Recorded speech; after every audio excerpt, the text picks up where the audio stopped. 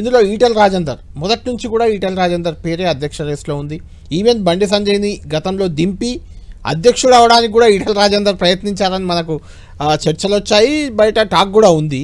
ఆయన అధ్యక్ష పదవి లక్ష్యమే ఈటెల రాజేందర్ ధ్యేయం అన్నట్లుగా ఆయన ప్రయత్నం చేస్తున్నారని ప్రచారం ఉంది.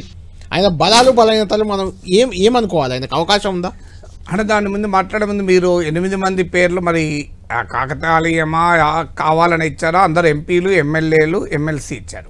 అది నిజం. అది ఫ్యాక్ట్ కూడా ఏంటంటే ఇప్పుడు పాత బీజేపీ కాదు, ఇది కొత్త బీజేపీ, ఇది ఎలక్షన్ విన్నింగ్ మిషన్. సో ఈ మిషన్ ఏంటి అంటే ఒక్కసారి ఎమ్మెల్యే కూడా గెలవకుండా, ఎంపీగా గెలవకుండా పార్టీని ఏం గెలిపిస్తారు అని. ఇప్పుడు పార్టీలో లాయల్గా ఉన్న మనోహర్ రెడ్డి ఉన్నాడు ఉదాహరణకు, ఆయన ఏబీవీపీ నుంచి ఉన్నాడు, అప్పటి నుంచి ఉన్నారు. పార్టీ ట్రెజరర్గా, వైస్ ప్రెసిడెంట్గా, జనరల్ సెక్రటరీగా, మునుగోడు నుంచి ఎమ్మెల్యేగా కంటెస్ట్ చేశాడు. కానీ అనుకున్న డ్రాబ్యాక్ ఏంటి, ఆయన సామాజిక వర్గం రెడ్డి, ఆర్ఎస్ఎస్ సపోర్ట్ చేస్తుంది. కానీ ఎక్కడికి వస్తుంది మళ్ళీ వచ్చారు ఏది కాలే కదా. ఇప్పుడు ప్రేమేందర్ రెడ్డి మీకు ఆయన కూడా ఇదే అన్ని బ్యాక్గ్రౌండ్లు ఉన్నాయి. ఈవెన్ మురళీధర్ రావు ఆయనకు అన్ని బ్యాక్గ్రౌండ్లు ఉన్నాయి. మురళీధర్ రావు అయితే ఆయన జాతీయ నాయకుడు, రాష్ట్రాల ఇన్ఛార్జ్ గా ఉన్నాడు. మొన్న మల్కాజ్గిరి టికెట్ కోసం కూడా చివరి వరకు ఆయన పేరు వినబడ్డది. ఆయన అద్వానీ స్థాయిలో ఉన్న నాయకులకు కూడా బాగా సన్నిహితం. రాజ్నాథ్ సింగ్ వాళ్ళకి పనిచేశారు. ఆర్ఎస్ఎస్ లో కమిట్మెంట్ అదంతా క్వశ్చన్ లేదు. మళ్ళీ చాలా వ్యూహకర్త కూడా, మాస్టర్ మైండ్ కూడా, అవన్నీ డౌట్ లేదు.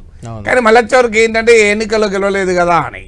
మీకు ఇంట్రెస్టింగ్ చెప్తాను, వసుంధరా సింధియా ఓ మీటింగ్ అటెండ్ అయ్యి వచ్చారు. నాకు టాప్ లీడర్ చెప్పాడు, north Indian leader. So Venkaiah Naidu అధ్యక్షుడిగా ఉన్న రోజుల్లో వచ్చి కిదర్ జాకే ఆయా అని అడిగారట. ఓ మీటింగ్కి వచ్చే ఓ తెలుగు వాళ్ళు ఉన్నారు అక్కడ, తెలుగు నాయకుడు అడిగితే वो आपका नायडू जी है ना, किधर भी नहीं जीत सकते, मगर हमको कैसे जीतना बोल के भाषण दिया. అఫ్కోర్స్ ఆయన ఎక్కడ గెలవలేడు, అప్పటికి ఎమ్మెల్యే గెలిచినాడు కనుక గెలవలేదు అనలేదు. ఆయన ఎక్కడ గెలిచేదేం లేదు, కానీ మాకు ఎలా గెలవాలని పాఠాలు చెప్పాడని నవ్వుకుంటున్నాడు. సో हमको अभी तक भाषण दिया అని. సో అప్పుడే ఇది చాలా ఏళ్ల క్రితం ఉన్న జోక్, ఉన్న సంఘటన. కాబట్టి ఇప్పటికైతే ఇప్పటికి చాలా ఇంపార్టెంట్ అంశం అయింది. బీజేపీ కొంచెం రూట్ మార్చి గెలిచిన వాళ్ళనే పరిశీలిస్తుంది. అంటే విన్నబిలిటీ ఎలక్షన్స్ లో చాలా కీలకం. ఏదన్నా అది రియాలిటీ కూడా. పబ్లిక్ లైఫ్ లో ఇప్పుడు నాదే ఉంది అనుభవం. నేను ఎమ్మెల్సీగా గెలవక ముందు విశ్లేషకుడిగా, ఎమ్మెల్సీగా గెలిచిన తర్వాత విశ్లేషకుడిగా నా విశ్లేషణ సామర్థ్యం ఏం తేడా లేదు. కానీ నాకుండే ఆ కాన్ఫిడెన్స్, చాలా ఎక్కువ గుర్తింపు. 2 సార్లు ఎన్నికల్లో గెలిచాను, అన్ని పార్టీలు ఓడించి గెలిచిన తర్వాత నీకు ఆ స్థాయి వేరే అవుతుంది. అదే రకంగా ఇప్పుడు గెలిచిన వాడు అధ్యక్షుడు అయితే ఖచ్చితంగా వాళ్ళ గౌరవం, రెస్పెక్ట్ విలువ డెఫినెట్ గా ఉంటుంది. అందువల్ల మీకు ఎంపీలు, ఎమ్మెల్యేలు, ఎమ్మెల్సీలు గెలిచిన అనుభవం ఉన్న వాళ్ళు ఉండే అవకాశాలు చాలా ఎక్కువ. రైట్. అయితే ఈటెల రాజేందర్ ఫస్ట్ మనం పరిశీలిస్తున్నాం కాబట్టి ఆయన ప్రధానంగా ఆయనకున్న అడ్వాంటేజ్ నాగేశ్వర్ గారు బలమైన మేజర్ అడ్వాంటేజ్ ఆయనకున్న పొలిటికల్ స్టేచర్ కంటే బలమైన బీసీ అనేది కూడా. అంటే మొదటి అంశం పొలిటికల్. బీసీలు చాలా మంది ఉన్నారు, అరవింద్ లేడా బీసీగా ఉన్నారు కదా. కానీ రాజేందర్ కు ఉండే అడ్వాంటేజ్ ఏంటంటే పొలిటికల్ స్టేచర్. ఎందుకంటే ఒక రాష్ట్ర ఆర్థిక మంత్రిగా, బీఆర్ఎస్ లో నెంబర్ 2గా, official number 2, unofficial KTR Harish Rao ఉన్నారు. అఫీషియల్ గా కేసీఆర్ తర్వాత ఆ పొజిషన్ లో చాలా కాలం ఉన్నాడు. తర్వాత ఉద్యమ కాలంలో బీఆర్ఎస్ శాసనసభాపక్ష నేతగా, తెలంగాణ ఉద్యమ కీలక నేతల్లో ఒకరిగా. సో ఆయనకున్న పొలిటికల్ స్టేచర్, ఒక మినిస్టర్ గా ఉంటూ కారణాలు ఏదైనా మినిస్టర్ గా ఉంటూ రాజీనామా చేసి బీజేపీలో చేరాడు. అంటే బీజేపీకి పెద్దగా ఊపి లేని టైంలో చేరి అత్యంత ప్రతిష్టాత్మకమైన హుజరాబాద్ ఉప ఎన్నికల్లో కేసీఆర్ సర్వశక్తులు ఓడినా కేసీఆర్ ఓడించాడు ఒక రకంగా. ఇప్పుడు ఓడించింది కేసీఆర్నే. సో ఆ స్థాయిలో ఉండడం ఆయనకున్న మేజర్ అడ్వాంటేజ్. రెండవది ఆయన మీరు అన్నట్లు బీసీ, ఎందుకంటే బీసీ ముఖ్యమంత్రి అని ప్రకటించారు కనుక అఫ్కోర్స్ బీసీ ముఖ్యమంత్రి కనుక బీసీని ఇప్పుడు అధ్యక్ష చేయాలని రూల్ లేదు. ఎందుకంటే ఇదేమి ఫైనల్ గా ఎలక్షన్ల వరకు ఉండాలన్న రూల్ కూడా ఏమీ లేదు కదా. కానీ బట్ ఒక మెసేజ్, మీరు బీసీని ముఖ్యమంత్రి చేస్తా ఉన్నారు, కనీసం బీసీని అధ్యక్ష పదవి కూడా ఇరా అనే క్వశ్చన్ ఎన్నికల ముందు అదే వచ్చింది. సో వస్తే తప్పనిసరిగా ఎన్నికల ముందు వచ్చింది. కానీ ఎన్నికల ముందే బీసీని చేయకుండా కిషన్ రెడ్డి చేసినప్పుడు ఇప్పుడు అది క్రైటీరియాగా ఉంటుందా అనే క్వశ్చన్ ఉంది. బట్ డెఫినెట్ గా బీసీలో కూడా ముదిరాజ్, అంటే తెలంగాణ సామాజిక వర్గాలలో మీరు బీసీలో మున్నూరు కాపు, గౌడ, యాదవ్ ఈ సామాజిక వర్గాలు డామినేట్. అవును. ఈ సామాజిక వర్గాలకు చెందిన నాయకులు చాలా పదవుల్లో ఉన్నారు. ముదిరాజులు లేరు. ఏది కానీ వాళ్ళ సంఖ్య చాలా ఎక్కువ. వాళ్ళు చాలా ఎక్కువ. పొలిటికల్లీ ఒక రకంగా with in the BC marginalise community. అవును అవును. సో అందులో రాజేందర్ చాలా సమర్థవంతంగా ముదిరాజ్ సామాజిక వర్గాన్ని ఆర్గనైజ్ కూడా చేశారు. ఈవెన్ ముదిరాజ్ సామాజిక వర్గాన్ని రాజేందర్ ఆర్గనైజ్ చేశారు. ఆయన అధ్యక్షుడు అవుతాడని చర్చ నేపథ్యంలోనే మంత్రివర్గంలోకి శ్రీహరి ముదిరాజ్ వచ్చారు మహబూబ్ నగర్. సో ఎందుకు ఇప్పుడు మీకు ఆయన కూతురు మ్యారేజ్ కు మీరు కూడా వచ్చుంటారు. నేను వచ్చాను. సో 70,000 మంది వచ్చారు. మామూలుగా నుంచే ఎక్కువ మంది వచ్చారు. సో అది మొత్తం తెలంగాణలో ఉన్న ప్రతి ఊర్లో ఉన్న ముదిరాజ్ సంఘం వాళ్ళందరూ వచ్చారు. కరెక్ట్. సో అది బీఆర్ఎస్ లో ఉన్నప్పుడు. అవును. సో అందువల్ల ఈటల రాజేందర్కు మూడవది ఆయనకున్న ఇంకో డైమెన్షన్ ఏంటంటే ఒక BJP is ready to accommodate. అంటే బీజేపీలో ఇంకెవరైనా చేరితే వాళ్ళ పదవులు రావు అనేటువంటి భావన ఉండకుండా రేపు భవిష్యత్తులో బీఆర్ఎస్ నుంచో కాంగ్రెస్లో ఉన్న అసంతృప్తులను అట్రాక్ట్ చేసుకోవడానికి ఒక సిగ్నల్ ఇవ్వడం. చూడు ఈటల రాజేందర్ మేము చేయలేదా, రాష్ట్ర ప్రెసిడెంట్గా. ఇప్పుడు అస్సాంలో హేమంత్ బిశ్వా శర్మని చేయలేదా, కర్ణాటకలో బసవరాజ బొమ్మాయిని చేయలేదా అంటే ఆ ఇంపాక్ట్ వేరు. తెలంగాణలోనే మీకు చూడండి మేము ఈటల రాజేందర్కి ఇవ్వలేదా. అందువల్ల పార్టీ గెలవడం కొరకు మేము ఎవరినైనా అకామిడేట్ చేసుకుంటాం అని మూడవది. నాలుగవది హిందుత్వ అనేది ఒకటే సరిపోదు, ఇంకా బ్రాడర్ పొలిటికల్ అపీల్ ఉండాలి.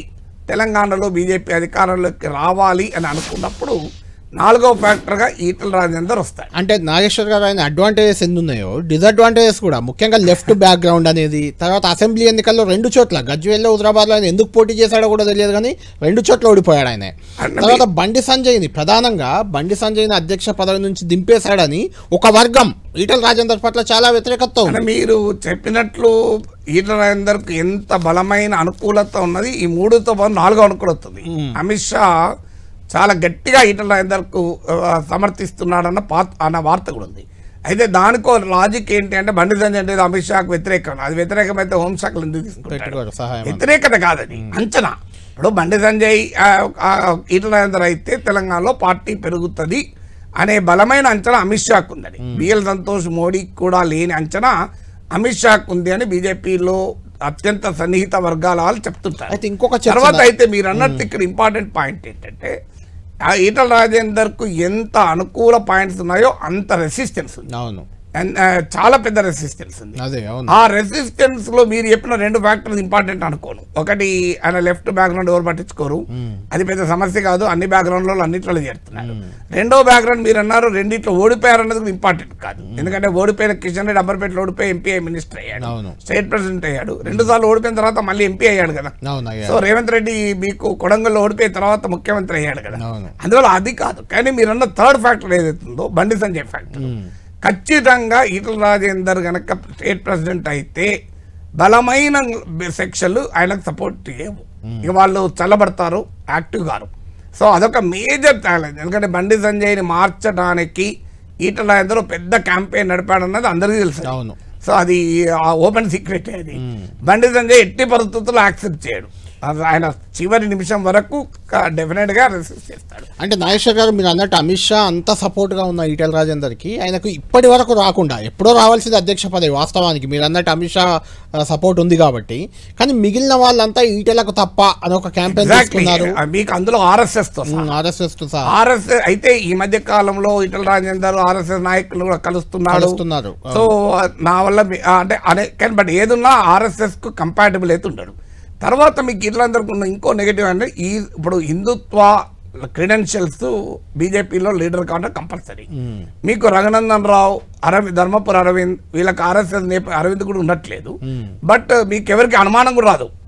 రఘునందన్ రావు ఉన్నాడు అనుకోండి, అంటే వాళ్ళు మారిపోయారు, మారిపోలేదు, వాళ్ళు మారినట్టు నటించగలుగుతారు. రఘునందన్ రావు సమర్థవంతంగా ఆయన ఆర్ఎస్ఎస్ వాళ్ళకే ఎక్కువ మాట్లాడుతున్నారు. సో ఆయన ఇప్పుడు హేమంత్ బిశ్వా శర్మ మారడం కాదని, బట్ దేనో బీజేపీ నాయకుడిగా ఉండాలి అంటే when you are in Germany you should behave like a German. So అందువల్ల రఘునందన్ రావు చాలా తెలివైన వాడు గనక, అడ్వకేట్ కదా, ఏదైనా వాదించగలడు కదా. So when you are in Hindutva politics ఆడుకోరు హిందుత్వవాది అని. సో ఈటల రాజేందర్ ఏమో ఆ స్థాయిలో మీరు ఎక్కడ ఆయన ట్రాన్స్ఫర్మేషన్ లేదు. అన్నిటికంటే నాగేశ్వర్ గారు ఈటల రాజేందర్ కు ప్రధానంగా డ్రాబ్యాక్ ఈ మధ్య కాలం చర్చల్లో ఉంది, ఒకటి వస్తుంది. అది నిజంగా ఇంపాక్ట్ ఉంటుందా లేదా మీరు చెప్పాలి. కాళేశ్వరం కమిషన్ ముందుకెళ్ళి కాళేశ్వరం కమిషన్ చాలా గొప్ప ప్రాజెక్టు, చాలా బాగా కేసీఆర్ కట్టాడు, కాళేశ్వరం వల్ల నేను చుట్టూ నీళ్లు చూశాను, తెలంగాణ సస్యశ్యామలమైందంటూ ఆయన మాట్లాడిన మాటలు, ఆ తర్వాత దానికి కౌంటర్గా ఈరోజు కూడా అమిత్ షా నిజామాబాద్ సభలో కాళేశ్వరం ఏటీఎంగా మారింది బీఆర్ఎస్ కన్నా ఆయన కామెంట్ చేశారు. బండి సంజయ్ కూడా మొన్న రియాక్ట్ అయ్యారు. అది కొంత ఇబ్బందికరంగా ఏమైనా అయిందంటారా? అంటే కాళేశ్వరం కన్నా కూడా ఆయన కాళేశ్వరం విషయంలో ఆయన తీసుకున్న వైఖరి బీజేపీ అఫీషియల్ వైఖరి కాదు, విరుద్ధంగా ఉంది. మీరు ఆ బీజేపీ అఫీషియల్ వైఖరి ఇది కేసీఆర్ సొంతగా తీసుకున్న నిర్ణయం, దీంట్లో బ్లేమ్ అంతా కేసీఆర్ అని. అవును. కానీ ఈటల రాజేందర్ ఇది మంత్రివర్గ నిర్ణయం గట్టిగా చెప్పాడు. చెప్పడమే కాదు, బీజేపీ నుంచి కూడా వ్యతిరేకత వచ్చింది. కాంగ్రెస్ నాయకుడు మహేష్ కుమార్ గౌడ్ విమర్శించారు, అయినా కూడా ఈ స్టూడ్ బైట్. నేను ఏదో అన్నా, నార్మల్గా రాజకీయ నాయకులు ఏమంటారంటే మీడియా వక్రీకరించింది అంటారు, కానీ ఈటల రాజేందర్ అనలే. నేను కూడా అంటే లాస్ట్ వీక్ అనుకుంటా, ఐ థింక్ 2 weeks బ్యాక్ ఇక్కడ ఇంటర్వ్యూలో కూడా క్లియర్ గా చెప్పారు. కమిషన్ ముందు ఏం చెప్పాడో ఎక్కడ వెనక్కు తగ్గలేదు, ఆయన తన స్టాండ్ స్పష్టంగా చెప్పాడు. అందువల్ల ఇక్కడ ఒక కాంటెక్స్ట్ ఏంటంటే బీఆర్ఎస్ తో రాజీ పడతాడు, ఎందుకంటే ఆ మధ్య హరీష్ రావు కలిశాడు, కేసీఆర్ తో ఫోన్ లో మాట్లాడాడని. అన్నిటికీ మించి ఈటల రాజేందర్ బీజేపీలో వచ్చినప్పుడు చాలా మంది ఆశించింది ఏంటంటే బీఆర్ఎస్ నుంచి పెద్ద ఎత్తున ఈయన కాంటాక్ట్లు ఉన్నాయి, ఎవరు రాలేదు, పట్టుకొస్తాడు. అందుకని ఈయన చేరికల కమిటీ కూడా చైర్మన్ చేశాడు, గుర్తుంటే కానీ ఎవరు చేరలేదు. ఈయనతో పాటు వచ్చిన తుల ఉమా, రవీందర్ రెడ్డి, ఏనుగు రవీందర్ రెడ్డి కూడా కాంగ్రెస్ బీఆర్ఎస్ ఆయనే కాదు, మీకు రాజగోపాల్ రెడ్డి వెళ్ళిపోయాడు, వివేక్ వెళ్ళిపోయాడు, రెడ్డి వెళ్ళిపోయాడు, చాలా మంది వెళ్ళిపోయారు. సో తర్వాత ఈయనకు ఇంకొక డైమెన్షన్ ఏమొచ్చింది అంటే మీకు కేసీఆర్ కుంభకోణాలు చాలా బయట పెడతాడు అని నమ్మారు ఈయన, కానీ ఇంతవరకు ఒక్కటి బయట పెట్టింది కుంభకోణంగా ప్రచారంలో ఉన్నదే బాగుందని చెప్పి బయటకు వచ్చాడు. ఇప్పుడు ఇంకొక డైమెన్షన్ కూడా ఉంది. రేపు నిజంగానే కాళేశ్వరము, టెలిఫోన్ ట్యాపింగ్ ఈ రెండు తెలంగాణ రాజకీయాలు ప్రభావితం చేయబోయే కేసులు. ఈ రెండు కేసుల్లో కాంగ్రెస్ ప్రభుత్వం బలమైన సాక్ష్యాధారాలతో బీఆర్ఎస్ ని ఇబ్బంది పెట్టే ప్రయత్నం చేస్తుంది. అందులో కొల్లేటరల్ డ్యామేజ్ అంటారు. ఇప్పుడు మనం ఒకదాని మీద అడిగితే ఇంకో దాని మీద ఆ కొల్లేటరల్ డ్యామేజ్ బీజేపీ అవుతుంది ఈటల రాజేందర్ అధ్యక్షుడు అయితే. ఈటల రాజేందర్ మీద కూడా పడుతుంది, ఆటోమేటిక్ ఈటల రాజేందర్ మీద పడుతుంది. ఎందుకంటే ఆయన అప్పుడు ఫైనాన్స్ మినిస్టర్ గా ఉన్నాడు, కేబినెట్ మంత్రిగా ఉన్నాడు. టెలిఫోన్ ట్యాపింగ్ ఆయన తెలియకుండా జరగదు. అయితే లైన్ కూడా డిఫరెంట్ గా ఉంది, ఆ విషయంలో లైన్ డిఫరెంట్ గా ఉంది. ఇప్పుడు కాళేశ్వరము టెలిఫోన్ ట్యాపింగ్ లో కనుక కాంగ్రెస్ ఇంకా దూకుడు పెంచి బీఆర్ఎస్ ను ఇరికి కార్నర్ చేసే పరిస్థితి వస్తే కొల్లేటరల్ డ్యామేజ్ బీజేపీకి ఉంటుంది. సో బీజేపీ ఏంటంటే కేసీఆర్ ను కాంగ్రెస్ ఇద్దరిని తిరిగితేనే బీజేపీకి తెలంగాణ ఫ్యూచర్ ఉంటుంది. ఇది కాకుండా కేసీఆర్ ను తో రాజీ పడడం మీకు ఎందుకు అసలు సంజయ్ని మార్చడం వల్ల జరిగిన డ్యామేజ్ ఎక్కడ? కేసీఆర్ కోసమే సంజయ్ని మార్చారు, ఎందుకంటే సంజయ్ కేసీఆర్ మీద దూకుడుగా ఉన్నాడు. బీఆర్ఎస్ ను బీజేపీ మధ్య ఉండే ఆ అవగాహన వల్లనే జరిగింది అనేది కదా బీజేపీ. సో అందువల్ల ఆ ఫ్యాక్టర్ చాలా క్లియర్ గా ఉంది.